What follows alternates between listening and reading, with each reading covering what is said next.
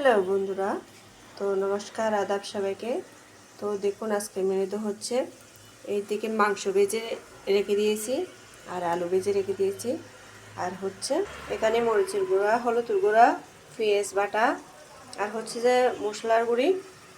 আজকে রান্নাটা খুবই শর্টকাটে রান্না করব, কারণ আমাদের এত ব্যস্ত জীবনে আর সময় কোথায়।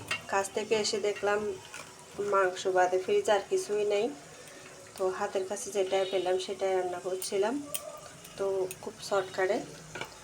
তো আগেকার দিনের আমার ঠাকুমা দিদারা বলতো যে এক প্রাণীর মাংস নাকি এক প্রাণী খেতে অনেক মশলাপাতি লাগে। তো এখন আর ব্যস্ত জীবনে তো মশলাপাতি কোথায় খুঁজবো, যেটাই হাতের কাছে পাচ্ছি সেটাই দিয়ে রান্না করছি। তো আমি মশলাপাতি সবগুলো একসাথে একটু কষাতে দিয়ে দিয়েছি। এগুলো একটু কষালেই মাংসগুলো দিয়ে দেব। আমি মশলাগুলো একটু কষানোর পরে মাংসগুলো আর আলুগুলো একসাথে দিয়ে দিলাম। তো বন্ধুরা, আপনারা কারা কীরকম রান্না করেন শর্টকাটে, তো বলবেন কমেন্টে।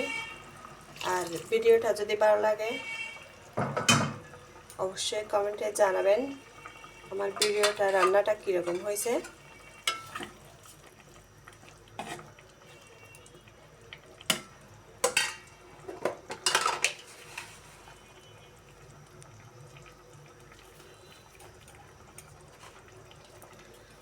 তো বন্ধুরা, এই পর্যন্ত আমার ভিডিওটা। সবাইকে নমস্কার, আদাব, ধন্যবাদ সবাইকে।